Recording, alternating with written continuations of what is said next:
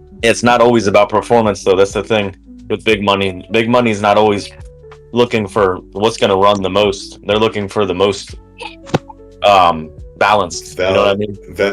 They're not just they're not just chasing gains. Big money's not chasing gains like that. They play a little bit safer. You know what I mean? They're not looking for the most. Right. These guys don't. These guys go against. That's what I mean. You know, like big hedge funds usually don't play too much in the small cap shit. As far as it used to be, I think it changed. Yeah, I think it changed though, because they see that people are pumping, you know, the small stuff, so they're jumping on it too, maybe, and then pulling the rug out. But that's the gamble. That's your cards. You got to play those cards.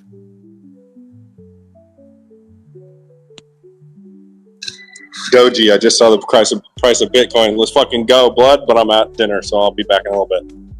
Just want to say what up. What up? Who that? Yo. Let's go.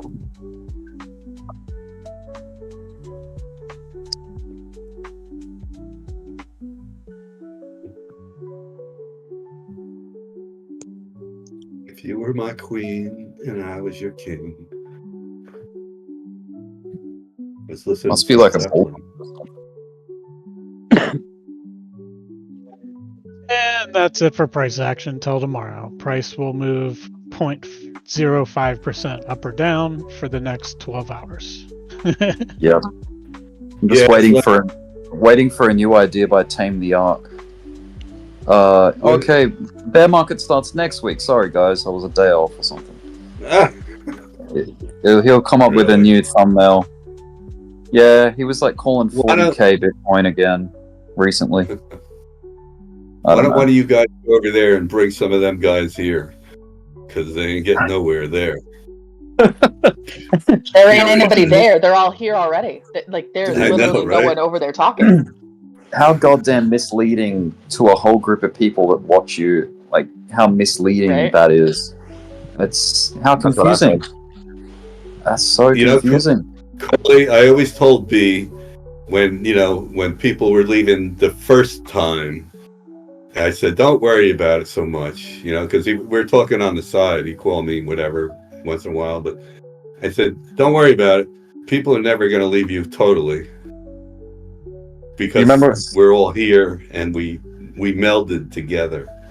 You remember when I said it's going to be fun watching who flakes and who grows and who shines during this phase of the market? And look at already the colors being shown. People showing their colors. But you're gonna my words exactly where you're gonna see who the real killers are. Excuse me, who the real killers are and who the fakers are. And your boy Tame is sounding like a faker if he's looking for 40k right now. That's brutal. Yeah. Who is saying that? I've heard no one have that sentiment at all. Just trying to be cheeky, man, and make a call that's against the grain. It's fucking clickbait. Yeah, it's just for the sake of it, kind of thing. Yeah. Even that Il Capo guy on Twitter, he's not. He's put a pause on all his posts and bearishness. I don't even know if it's for the sake of it thing. I think there's a vast plague of delusion of grandeur within the trading world. Yeah. Oh yeah. Just a lot of people that think they're the one that sees it better than everybody else, and so they're going to be the one that can call that. Yeah. Yep, exactly. The thing is, the structure has changed on Bitcoin's, the whole setup as far as what they're doing. They're setting up a whole platform of interaction between countries with money and all that, right? We all know that. But I was shocked that we went. Where's the high? The high was like 70 before it went to 15. 1 minute upside break Bitcoin. Yeah, it was 69. Yeah, when it went. All right, so 65 to 15, and I've been saying once it broke through 30 and hit it a couple times, that was the end of 30. but it proved me wrong, and it went to 15 for like a hot minute, and then it blew up and kept going. So I could see going to 60. I don't know about 40. And I don't even know if that's going to happen, because like I was saying before, these companies that are holding it long, on their structure of their companies, unless there's a disaster or something, they're not going to let go of it. And if they do, they're going to rebuy it because that's the move. When you y'all do realize though that people are going to absolutely lose their fucking minds when this shit starts doing what it looks like it's going to do, right? Like, it's going to be, you think shit's bad already? Like, you got group dysfunction, people having meltdowns and everything else. It's going to get worse. People are going to start losing money on the back end too, which is going to be real ugly. Yeah, they're going to, I mean, it's never too late to buy it. Even if you're going to hold it and it drops, it's going to buy it back. It's not going to sit. My old analogy was to Donnie, it's not staying there for long when it pulls back. It takes off from, that move. It doesn't. I hope Donnie's still long, man. I hope he didn't get shaken out. No, I don't think so. I think, dude, he's like Clive. He's going to give his winnings to his grandkids, and he don't give a shit. I guess he's got enough to. Did you see did you go on his YouTube? His fucking, no. Oh my God. I don't even know what those guys are into, man. Thousands of watts in their freaking SUVs. Oh yeah, I saw some of it. Yeah. His granddaughter's hair is like, or his whoever that is, it's like she's standing outside of the vehicle with the window open, and the sound is just blowing her hair like straight up. It's like ridiculous. It was pretty cool. I saw it. I mean, God damn. People are crazy.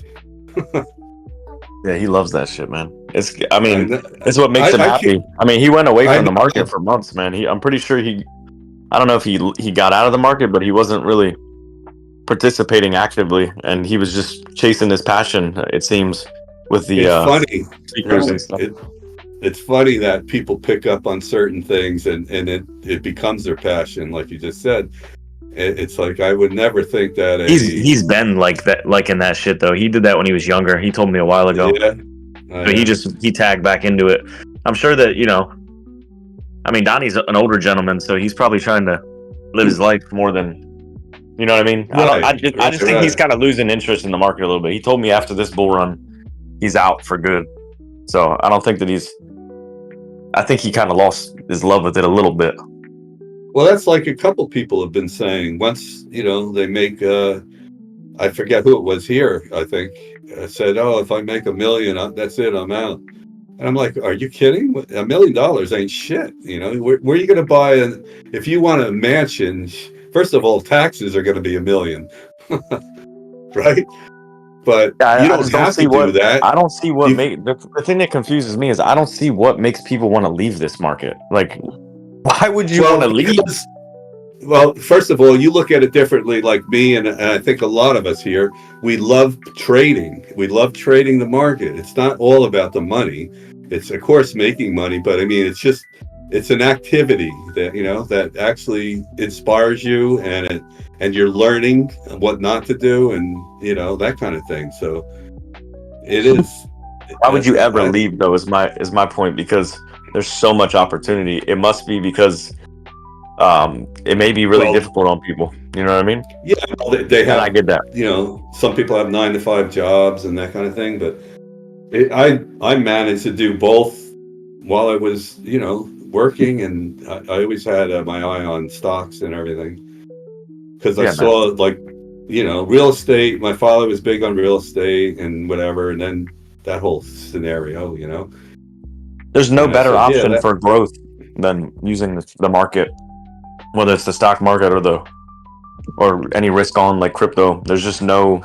I mean, what are you going to do with your money? Just spend it? I mean, that's where I'm at with it. It's like, all right, well, when I make money, I'm just going to be happy and not go make more money. That's like being like, I'm going to work really hard this year, and then I'm just going to take off the next couple years. Like, fuck that, man. The work is never finished. Right. Well, it starts out like this. Somebody says to your friend, and the friend says, "Oh, yeah, I see Bitcoin." Like my friend, yeah, "Oh, I see Bitcoin's way up there." I go, "Yeah, I don't have any Bitcoin anymore. I just trade like, the little babies or the shit coins." They don't know what a shit coin is probably, but so whatever. But what it is you say, all right, well, yeah, it's like anything else. Stocks, it's a passive income. Bing, that's the word, passive income. They start doing it, and it sucks them into a full time. If they're good at it, forget it. They're going to quit their job, And then they'll be on here trying to make a weekly paycheck every week, trying to drill out a weekly paycheck. I mean, if they follow the right way to do it, I mean, not that I'm doing that right way, but I'm still, hanging in there. But I mean, how many, like, if you could make, what do they say, $100 a day just by doing this? But to me, that's fine, but it's not enough. $100 a day, $700 a week, it's, what are you gonna do with that? I think the problem is with the market, you can make as much as you want. Basically, it's an endless source of income, and that's what fucks a lot of people up. Is they think that because it is that they can treat it whatever way they want to. You know what I mean? Like their treatment of it and their approach is very unrealistic. I mean, it can help. Say you make, $100 a day in the end of the week, you have like 700, whatever, and then you pay 300 or 350 toward your credit card or your rent or whatever. It'll help. But you don't want to take totally out of it, because then you don't have anything to work with, to keep going. So that's my whole theory. I mean, that's my downfall. I don't know if it's right or wrong, but I always can't just take the money out. Like, I think Jay was doing that. He would just, whatever profits, he'd take it right out right away. And he don't even need it, really, from what I felt. I mean, especially now, the situation is... No, Jay's got money, bro. He don't need to trade. He just does this shit for fun. He was just left some big money, too, so he don't need... Yeah, but he did lose, and it bit him in the ass, 10 grand or more, or whatever. And that kind of shut him down. To me, that didn't affect me when I was trading big numbers. Losing that didn't hurt me a bit. It's like I got to get back in and get it back. I'm a fighter, so I just can't get knocked out like Tyson. Tyson laid down, though. He didn't get knocked down. You don't want to get. So you don't want to end up like Tyson. Oh, dude.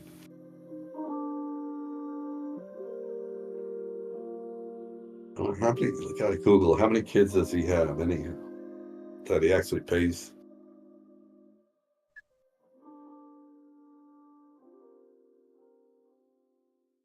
Who was it just got hit in the face with fucking glass? What's his face? The comedian. Oh, damn. Here I go again, bringing up names that I can't remember. I just saw it when I came home earlier. Was it Wayne?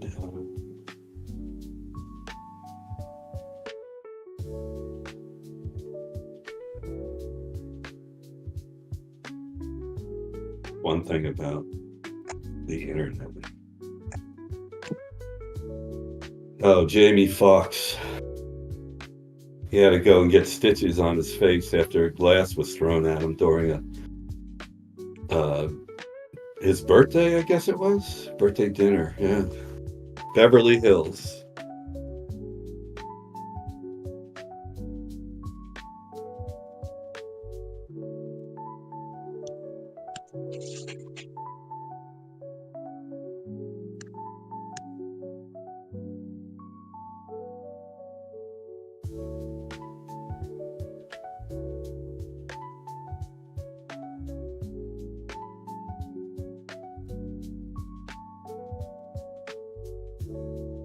Ocean, what are you trading now? Because you're always picking some good trades. Nothing at the moment.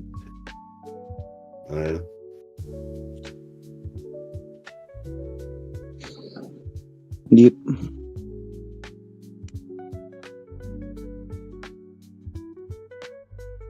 I mean, shit, there's so many that are looking good. Hey, Rick. Where'd Ricky go? Hey, yo. So what happened? Did you open that bottle of wine? Is it a red? I had one small glass. It was enough. What did you have? Red or Pinot Grigio. Oh. The Italian wine. Pinot Grigio. And then the same style in French is Pinot Gris. Gris. Pinot Gris. But Grigio is the Italian one. And then they're a little bit more grapey flavor than Sauvignon Blanc. Like, yeah, I found that Sauv Blancs are like drier, and a little less grape flavor. And then the Grigios and the Gris are more grapey, like grape juice. Ooh, Bitcoin just had a really nice little pop on the 1 minute. You see that? Yes, sir. Bitcoin. It's got push popping up. Come on. Cool. Come on, Bitcoin. Kettle, you said it wasn't going to travel more than 0.5% in either direction all night, and we just hit 0.5%. So let's see if you're right. Oh yeah. It's daytime where Rick is though, so it's allowed to move there. Damn. Nice comeback. Man, I've learned not to paint myself into like little calls like that. I know it's fun to do, like, make little, I don't think it's going to do this by this time or whatever, or it's going to do this by this time. It's like you set yourself up for failure a little bit because people will hold you accountable to your call. What's wrong with that? Yeah, nobody gives a fuck unless you're trading it too. You know what I mean? There's nothing wrong. Yeah, no, you're right. There is nothing wrong with it, but I just don't. No, I'm saying when you just say it, it doesn't matter. Like when you trade it, it's like okay, it makes a little bit. You know what I mean? Yes. So, no, I'm not trying to criticize. Sorry, I don't mean it like that. I just mean this is why I don't do it because I'm wrong a lot of the time when I try to make those like kind of statements. I'm wrong more often, and I don't like. Yeah, most people are. Everyone is. Yeah, I don't think we really hold any. The more calls you make, the more wrong you're going to be. It's just the way the math works. Yeah, exactly. Yeah. Bitcoin's always. I agree, though. I think calls are useless. I think it's the most. I think it's the most overrated aspect of trading, especially in the social trading in the social sphere, or in the social sphere of trading. Like, what's your predictions? Where are your predictions? Like, but what's good is strategy. If you talk strategy, now that's useful. Now, let's have a conversation on how to approach. How do you utilize this technical analysis that we use, and where do you position yourself? Like, what's your risk? Like, talk strategy is cool. Rather than our group trying to give fish. Our group doesn't do it. You're not my real dad. You're not my real dad. Damn.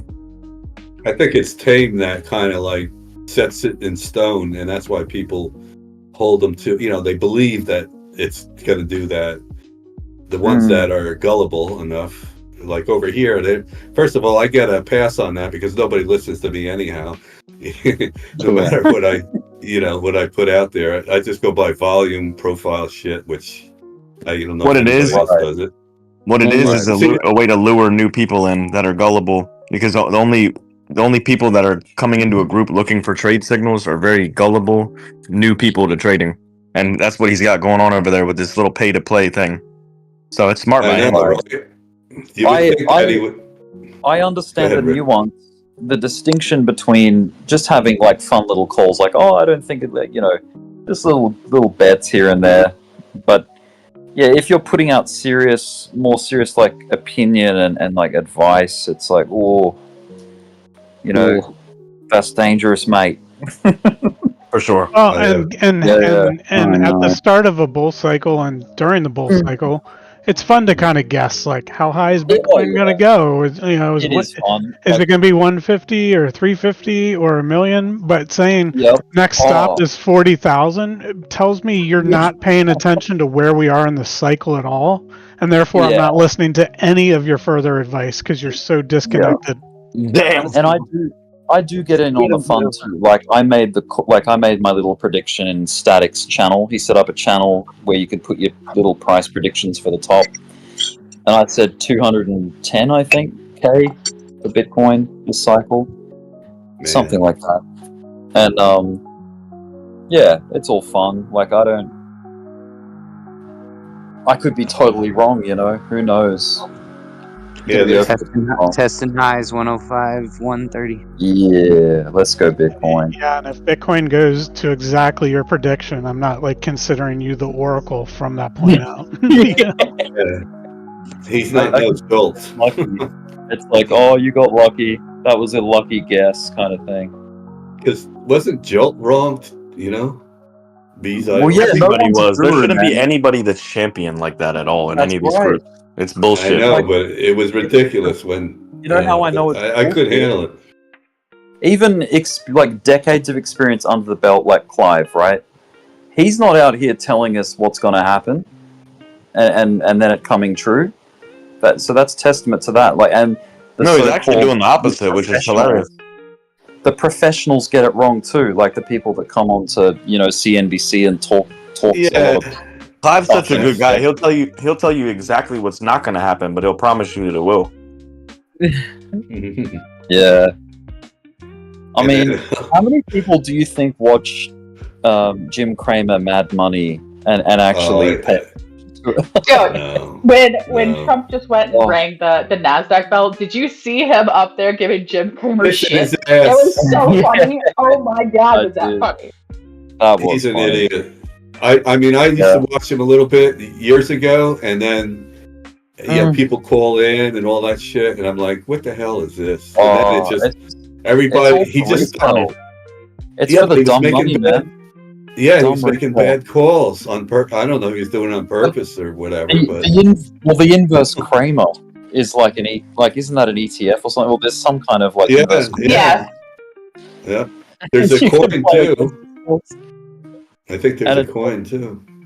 Yeah, you can follow Pelosi as well. There's like a Pelosi. No, she fell and she followed herself down and hit the floor, broke her hip. Did you hear about that?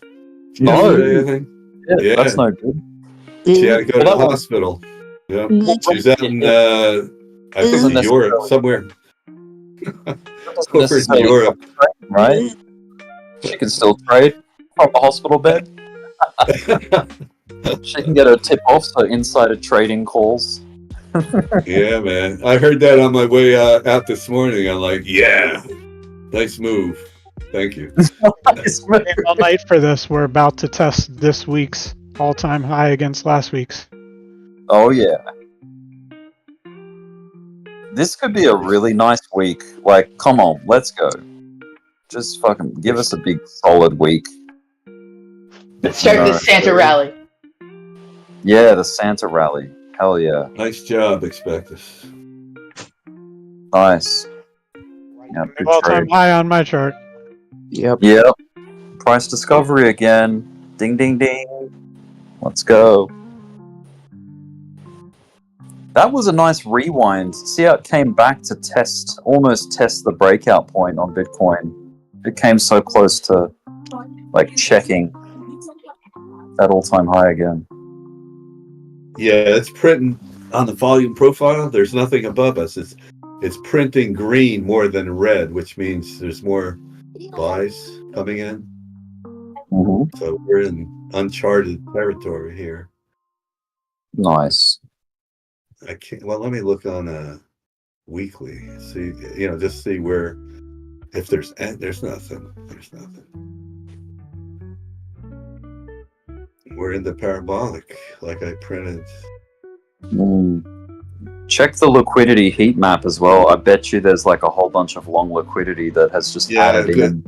Good idea. Yep.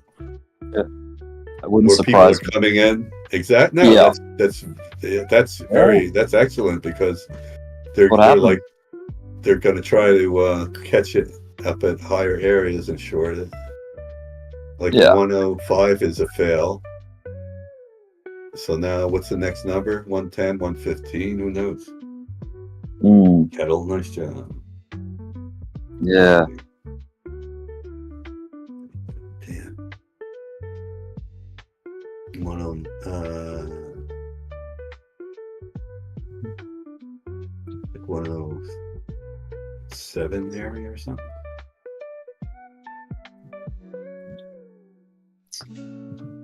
When you think about like the last 3 weeks in review, we have been like consolidating, you know. So if this is the look at that Bitcoin move. If this is the outcome of consolidation, then hell yeah, like we should have seen this. You know, this should have been quite obvious to everyone of what was happening. You know, it was a squeeze, essentially. Man, look at what ETH did on a weekly. Pull up ETH on a weekly. It's hitting it hit that triple top and it wicked down below that trend line that I have. Anyhow, I don't know if you guys have it, but it blew right through. It bought it right back up, and now it's green again, ready to punch through. And there you go. We'll go to 40. Look at Bitcoin. Hell yeah, dude. Forget 45. Bitcoin could the next run for Ethereum 4750 area. Damn. There's some. Yeah. How does the December monthly candle look now? Now that we've started to pop up. I didn't realize I drew this. You know how great the November candle looks on the monthly? December's just a little puppy compared to that, but it is continuation. We're getting that continuation. And we're only halfway through the month. We're like, you know, we've got the rest of December to go now. This is the halfway point. And by the way, the 16th of December 4 years ago was the day exactly that Bitcoin broke through 20K, which was the previous all-time high. Wait. Can you repeat that? I was zoned out, but I heard the last part and I want to hear that. Please. Yep. So Bitcoin, on this exact day 4 years ago, broke out into price discovery for the first time on this above day. 20K. Above 20K. Wow. Yep. I remember that. Do you remember that, Rick? I do. It was incredible. It was like, I remember, like, because we came up to 20K and we're like, oh, it struggled. Like, it didn't do it all at once. It was such a big number. For 2 years, we were looking at this number, 20K. Like, you know, it was the number to beat. And here we are, right on schedule. Yeah, we're pretty much on track. Yep. The fuck? It's insane, dude. I can't believe this shit, dude. I'm literally gonna break down into tears when I pull some of this shit off exchanges, man. I'm not even joking. Yeah. It is. It's pretty amazing. Or I mean, when I cash out, I don't know why I said pull things off exchanges. That's in the bear market, buddy. But yeah, like when you pay yourself, yeah, for sure. I'm over here thinking ahead already. I'm gonna buy this shit in the bear market. Get it off the exchanges. I wonder what the story is gonna be. Oh, don't even get me, dude. I can't wait. Why would you ever want to get off this ride? This is the best ride in the amusement park. Why would you ever want to get off? I just don't get it. Like I said, like a couple of days ago, I've said it a couple of times already. Is I'm looking forward to the bear market for the fact that this is where you start these kind of runs. Like, this is where you build, you know, it's action one, you know, it's page one of going long. You know, you need that bear market to build these big positions and swing it up into the next cycle. Aren't those guys that run those rides crazy, kind of creepy? What like Perpetual's just 5'9". You see those fucking scary movies, like, I gotta go on this ride, and then the guy's like degenerate. Bitcoin, baby, 106.3. Yeah. Bitcoin's charging. Fuck yeah. No. It's crazy. Parabolic. It's going parabolic. Oh, I love this shit, man. I love this shit. This is the day. It's a good day. Yeah. Oh god, son of a bitch. Whole Where the watch hell's he list gonna just go? for green other than turbo. Fucking A, dude. Turbo's lacking right now. It's behind. It's a little behind, yeah. Oh man, come on, you little frog. Let's go. Yeah, I mean, even Link is settling down. It's all going to Bitcoin, looks like, and Ethereum probably. Dare I say it? We are on a Santa rally. Like we're heading up into Christmas now. This is what it's made of. Spot just hit 106.5. Sheesh. Wow, this thing's running. It's beautiful.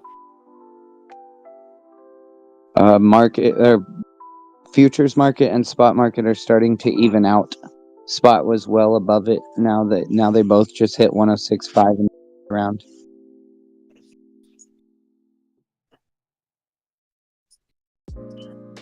A YouTube comment.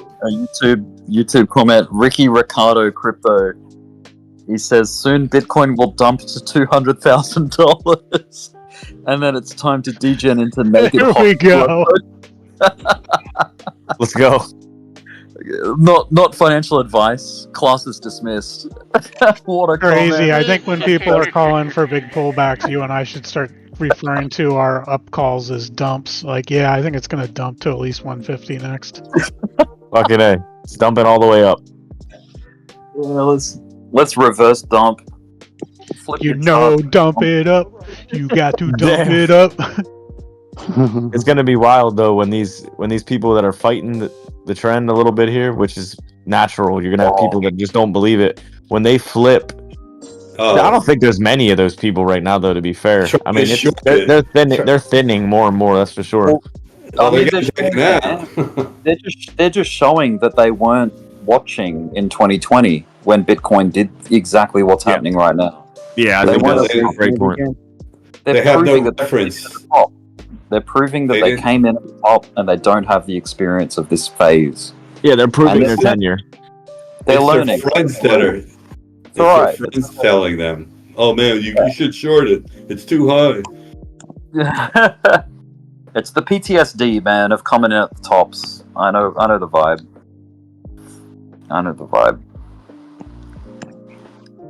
Oh yeah. It's when they capitulate, though. That's probably when we get a nice sell-off. It's usually the timing is always impeccable. You have a bunch of people that flip bullish, and then they chop their heads off. Oh dear. Well, I'm not gonna lie. I mean, when we were dumping, when Jules was singing the tune "Down, Down, Down," I and many others were trying to be positive, right? So that didn't work. So yeah, people are gonna get it wrong, especially in a group. You know, I know I've gotten things wrong, but the important thing is from it. Yeah. Well, the important thing is when you're in a bull market, ain't nobody sending this shit up in here. I promise you that. So as long as we are all just making money and getting in on these moves rather than worried about who told you that it was gonna go or whatever. Bitcoin is a wild animal. It don't need nobody to tell it shit. Just fucking grab on and take a ride. Yeah, baby. Yeah, it's cool. And the alts. But I called it. Right. In 3 years. It is fun though. I get it. The speculation is fun. Like in a group like this, like what Kettle's saying, or Kettle. Yeah. It's just fun, that's all we can do. But there are people that genuinely like take it very seriously. Like I made that call, and that's where it gets a little crazy to me. No one's listening to me. You didn't fucking see it. That's when the shit's like, all right, buddy, relax. Well, I'm looking. I've seen all these bullish patterns on my chart, so I'm looking at what the measured move is for them all now. And the inverse head and shoulders has a target of 110,000. The wedge I had has a target of 112,000. But that's not me calling that. That's just me saying, hey, look, if I measure this move, here's what the target is. Will Bitcoin get to there? I don't know. But just the way you do charts. That's what my chart's telling me. Yeah, exactly. It's not a call. You're just providing technicals for a textbook move that you can read about in textbooks that people took a lot of time to develop. Even though I don't give a fuck about patterns, it's not something I look for, but I respect the knowledge and the what they are. You know what I mean? I think it's hard to argue against shit like that. Like, you can't be like, no, it's not a fucking descending wedge. Like, you know what I mean? It's here we go, testing highs again. Imagine somebody trying to argue with you about an ascending, you know what I mean, or whatever, a fucking bull flag. It's not a bull flag. Like, shut the fuck up. There it is.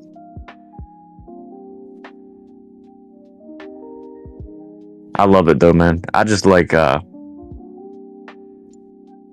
whole deal in the market, man. The craziness, the ridiculousness, the money, all of it. Man, if we get to 120K, I'm gonna be peeling off a little bit.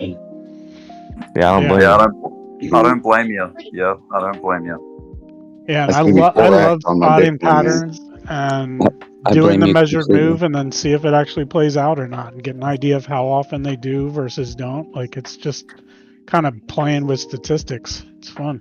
Yep, 100%. I don't blame you either. I blame Obama. That's right. I mean, if we do not go to that, I am blaming you. That I'm losing money because of you. Yep, that's how it be. No, you know what I enjoy? You know what I enjoy more than that. Oh, it's annoying. You know what I hate more than or you know what I like more than any of the calls or looking at anybody's technicals or anything? Just watching the circus. Like, when people, like, I don't know what it is. I guess it's the evil side of me, the human side of me, because we're all evil inherently. But seeing people lose their minds, for me, for some reason, is entertaining. I don't know why. Like, when they completely lose it due to them getting smacked around by the market or whatever it is, that to me is like, I don't know what it is, man. It's very fascinating to me to watch. Or even people just getting extremely excited. Like, the whole psychological cycle of it is, to me, very entertaining, to say the least. We know. Well, yeah, there's there's no doubt. Like, even us right now, like, the moods that come in, like, our tone, our excitement, you can hear it. You know, the activity, the YouTube viewers come in. It affects everyone. Everyone gets in and feels the emotions. Absolutely, you can't avoid it. It's hard to ignore it. It's 100% unavoidable to ignore the emotions of all this. Yeah, I think that's what's fun too, is that you see people who can't control themselves too. There's nobody in here, thankfully, but I'm talking about people. You read shit on Twitter right now, people are going absolutely insane. It's gonna get worse. It's gonna get a lot worse. I don't even see the post yet where it's like, I lost 100K. We saw those in March. I remember you were seeing a lot of that shit with Crypto Capo and all these other people who were shorting. I mean, the shit was fucking hilarious, dude. Yeah. Luke, are you still in here? Yeah. What was that one dude's name that was in here? He's a pretty soft-spoken dude that we were here sitting with him when he lost like 70K. Holy shit. Oh, man. It was a few months ago you're talking? That guy? No, this was like probably during the first year. Wow. 70K? What did he lose it on? Jog my memory. I don't think I even knew that, like, for one, I didn't even know he had it like that. And for two, like, the way he talked about trading, it didn't sound like he was somebody that was going to slip into that kind of situation. But he just came in one day and, like, somberly told us that he had made a mistake, and this was something he had been building up for years, and now it's all gone. Because was that the dude with Luna? No. You remember that guy No, yeah, he lost like 100K. Oh, dude, he was I was pissed. gonna say Luna or Harmony when Harmony got hacked and tanked. Dude, he came in the bear market too afterwards, and he's like, "Man, fuck this market. It took everything from it." He was like really angry. Y'all remember that shit? I don't remember that. He came back after that, and he was like just voicing his frustration. It's tough, dude. Because of Luna. Understandable. Yeah, that's crazy. Something crazy like that. Yeah. It's gonna happen to good people too, man. People that are good, like Ocean's saying. I mean, some people that think they got it all figured out, they're gonna get smacked around too. Yeah. Everybody's gonna take a little bit of a beating at some point. Well, he broke cardinal rule number 1: never work position.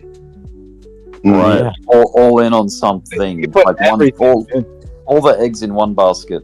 Dude, and that's what I was gonna say. That's the thing that we've been talking about for days now is the averaging down into a losing position. Like it works until the one time when it doesn't, and then you're done. Oof. And that's the thing, like you start off with everything spread out really well, but then you start DCAing into something you're upside down in, and suddenly that bag is worth 90% of your portfolio. And if it doesn't recover, you're screwed. That's why, like, I try to keep my shit pretty spread out. If I have something that goes to 0, I just need 2 things, one coin to 2x, and then it covers it. Right.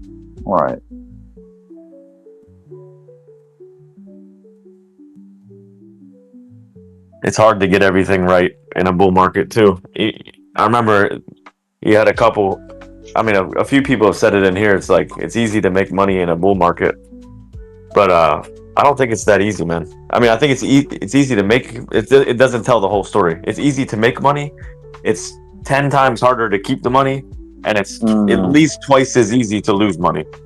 I think one of the best things that will help in a bull market is to know the distinction between a hot day and a cool day.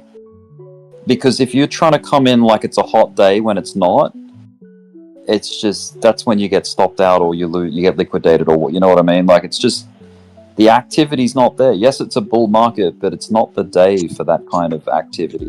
Well, the reason people say it's easy to make money in a bull market is because every textbook entry works. Like you see a bull flag breakout, that shit's moving up. You see, a trend line break to the upside, it's probably going to pop pretty decent off of that trend. It's the same for the bear market too, in reverse. The whole market, right? Yeah. And because the whole market's moving up, but not everybody knows how to trade down. So it's like that's why if you're talking about what's easy, like then like the most basic patterns that everybody know have a much higher percentage of working out when the markets are pumping. So that does make it easier. Yes, took out 4K. It definitely makes some things easier, but I think that what isn't talked about enough is what it makes difficult, which is holding on to the money and not re-exposing it and getting burned up. You know what I mean? Or like what I used to do wrong, and this is what used to burn me, was like return to the same trend multiple times and trade and open new trades off the same trend. It's like, okay, do that trend once, take profit and wait for the next setup. Don't keep coming back to the same move, because that's when you get stuck. Because by then, like the third time you get in on the same trend, the trend is stale now. Like it's losing momentum. You're going to have a whole bunch of take profit at some point, and it's going to reverse pretty quick. And that's when you hold a bag. You get drawn down, and you walk back a lot of profit that you might have made in the first 2 good trades. So it's like, don't multi-tap on the same move. Yep. If the way to get around that is to treat that first position as the original position, and instead of getting all out, average out and let the runner stay in there for the euphoria of the rest of the move, of the rest of that trend. That's what your 10% left or your 20% left of that position is for, is to catch that last maybe bit. And I guess that's what I want to do better at, is do that splitting the profits up rather than going all out on profit taking. Yeah, and I think a lot of people confuse making moves that they think are smart, which are actually just getting greedy. Like, oh, okay, like it went up, I'm gonna sell and wait for a pullback and buy again, and like increase my gains, and that's technically getting greedy at that point. Yeah, and it's riskier. You might be able to pull it off, but you might also get left in the dust. Yeah, catch the top. Yeah. Yeah, it's easy to make the wrong move, that's for sure. Yeah. Even if it looks like the right move for a month or 2 or 3, and then it ends up being the wrong. It's the market is just so dynamic. Yeah. Just getting comfortable with being wrong and stopping out. I was saying earlier when I was showing like just a hypothetical trade, I said stopping out is a win because it's not a win monetarily, but you're winning as in you're following your strategy, which includes a stop loss and a take profit. You are successful if you stop out. You've successfully executed your strategy. That is a You're being loss is always a win for sure. Yeah, exactly. Cutting a loser is a win. Yeah, essentially, yeah. And if it's happening repeatedly, well, then there's something wrong with the way you're trying to get in. That needs addressing. Yeah. Or your how you're identifying your invalidation needs some work. Yes. Yeah.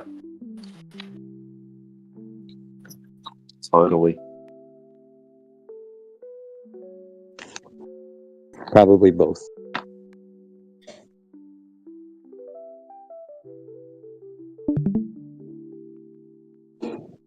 Yeah. And I know we've all been there. Dude, I know Quag gets 786. I know Quag gets beat up with that a lot. Like he'll get these awesome entries, just always gets wicked out before it fucking goes. That's why he hates stop losses. It's just like, man, you just gotta work on how available you make that thing and how you're entering the trade. For there's just too much on the line if you're needing it so close. Yeah. I don't think he has I don't know how to describe it. It's an interesting approach that he takes. Like not very calculated, it seems. It's not really a plan, it's more of like a feeling. He's gonna figure it out though. I think it's just he needs to try different shit like he's doing right now. Lower leverage, bigger position size, and just taking it easy with stop losses. I think if he did that 90% of the time, he'd probably be good, man. Dude, what do you know? I always have a perfect. Just take my magic 8-ball, and if it Let's go. Let go long. It says no, I short. And it's common, I don't think people should be hard on themselves if they find it tricky and difficult, and still, like, even after a long time in the market, if you're still struggling with stuff like that, that's normal. Like, that is the majority of people. You are one of the 80 or 90% of people that find it rough in the beginning, and it takes time to figure it out. At least Quiet is open about it too, and he's like, yeah, I am struggling here, because most motherfuckers are just hide in the closet about it and just pretend like they're doing good. Oh, isn't? Yeah. It takes balls to admit you're wrong and to stand on it, so.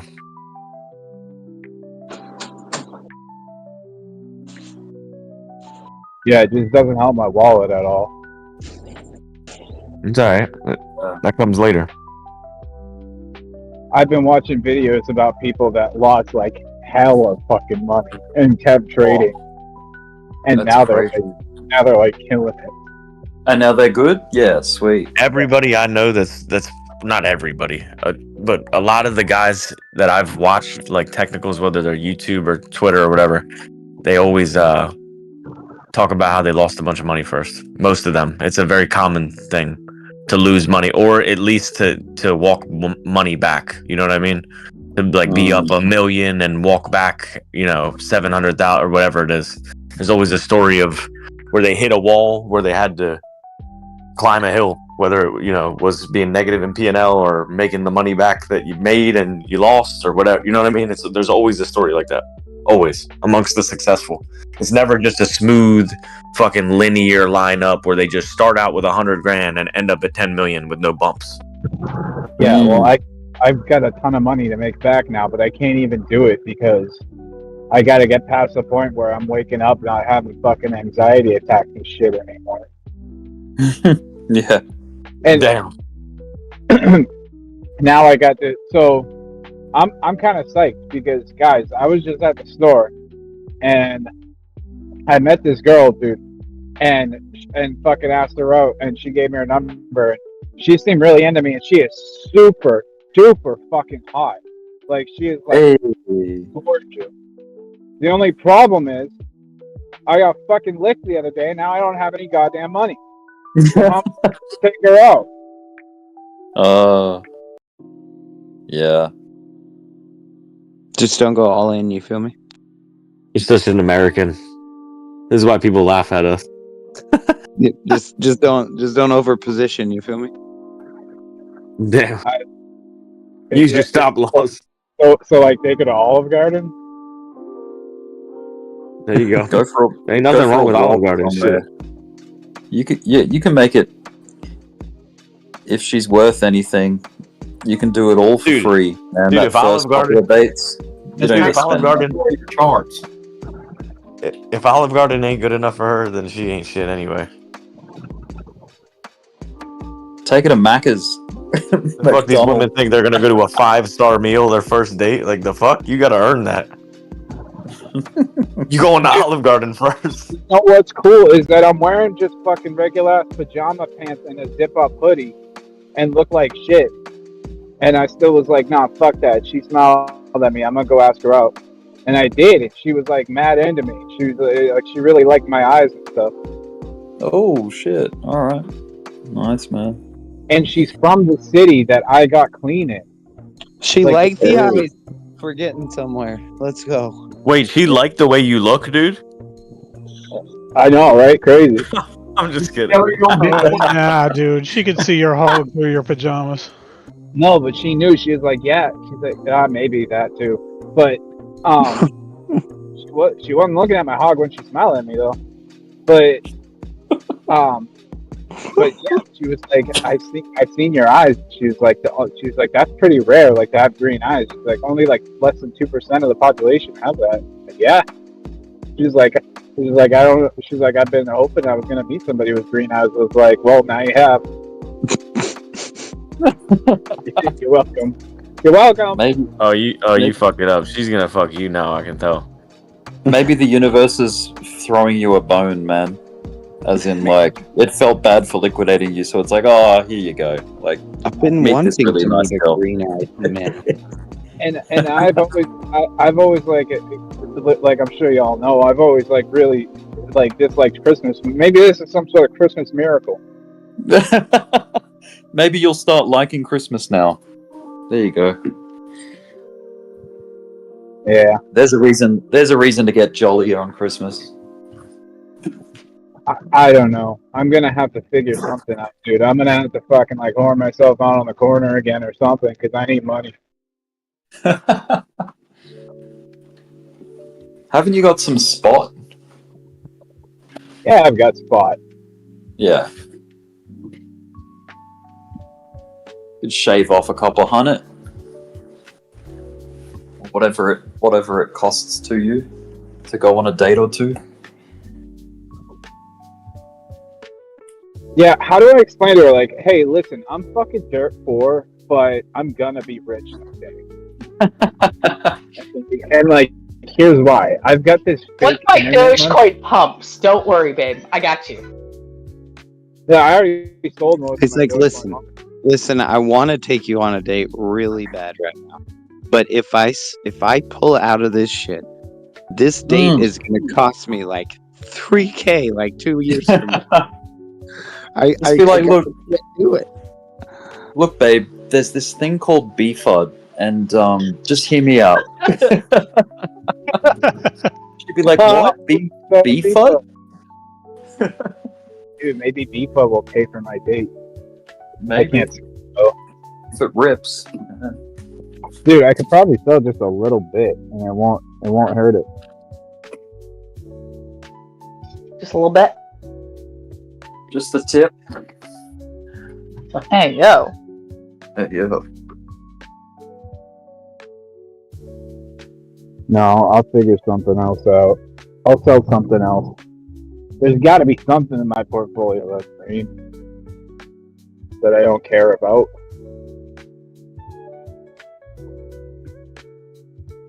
Maybe I'll just sell something that I've been holding for a long time that hasn't been doing shit, and I'll just be like, fuck you. Have you got anything you could sell? Like a PlayStation or something, or like I don't know, an old TV. I don't know. A PlayStation? How many people are in the market for like, a PlayStation? I don't know, some retro shit. I don't know. A PS1, oh my god.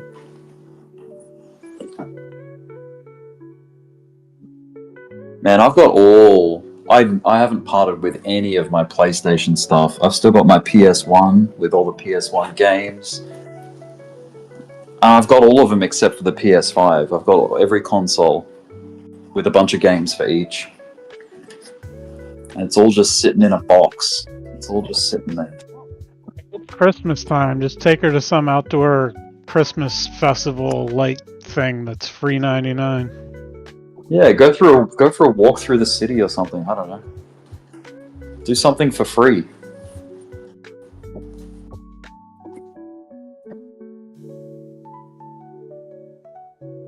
Especially if it's like a first date, like that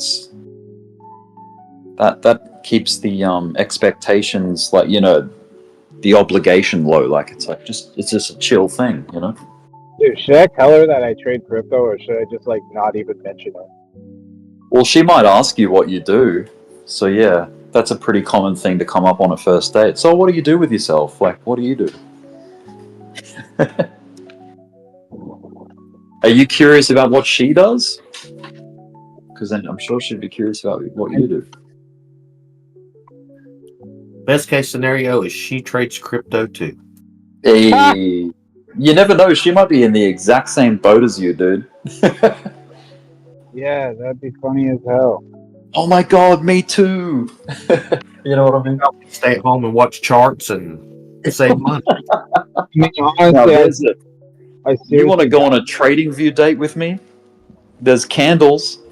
Like, candles will be lit.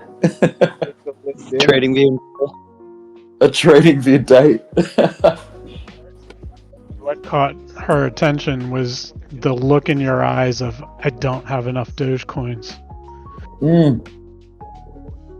So what happened on your first date? Oh, we witnessed the most beautiful bullish engulfing candle.